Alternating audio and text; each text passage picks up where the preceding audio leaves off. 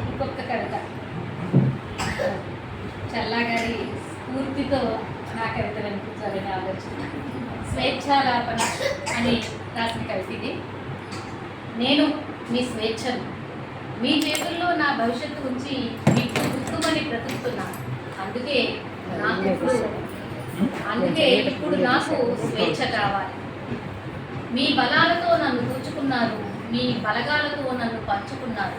అంటే బలమైన వాడికే స్వేచ్ఛ కదా. అందుకని మీ బలాలతో నన్ను దూచుకున్నారు, మీ బలగాలతో నన్ను పంచుకున్నారు.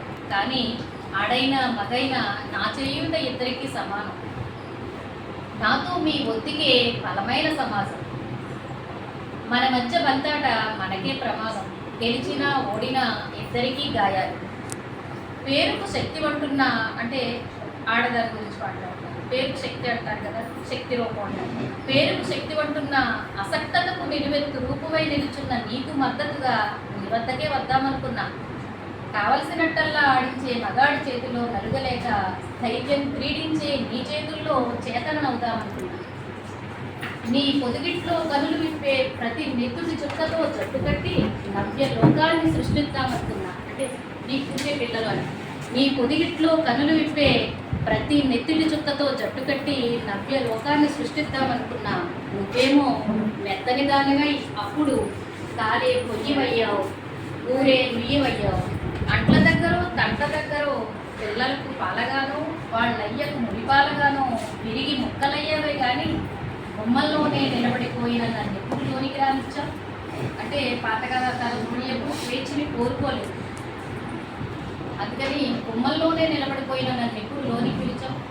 పరుగు నీడన మరుగుజ్జు తరువు అయ్యాం. కరువు అంటే చెట్టు. చెట్టు లక్షణాలే ఉన్నప్పటికీ పరువు అనే దాని నీడలో మరుగుజ్జు అయ్యావు. పరుగు నీడన మరుగుజ్జు తరువు అయ్యావు. అనురాగాలు కరువై గుండె చెరువయ్యావు. ఆ నోట ఈ నోట నా పేరు వినిపించి ఉత్సాహం ఉడకలెత్తించినా నన్ను ఒక పోతల్లా చూసావే కానీ వృద్ధి చెందావన. కోరుకుందనే దాసరాజు కూతురికి దాసోహం అయ్యాను కానీ దాసరాజు కూతురు అంటే సత్యవతి అంటే వ్యాసుడు తల్లి. ఆవిడ కన్యగానే వ్యాసుడిని కనింది. అయినా మళ్ళీ శాంతనుడిని పెళ్లి చేసుకుని ధైర్యంగా మళ్ళీ కురురాజ్యం అంతా నిలబెట్టి కోరుకుందనే దాసరాజు కూతురికి దాసోహం అయ్యాను. కోరుకుంటే దాసోహం అయింది కానీ పాపం రాకుమారి కుంతికే రాచకుండుని అయిపోయారు. ఆవిడ భయపడింది కాబట్టి చివరి వరకు ఆవిడ బాధపడుతూనే ఉంది.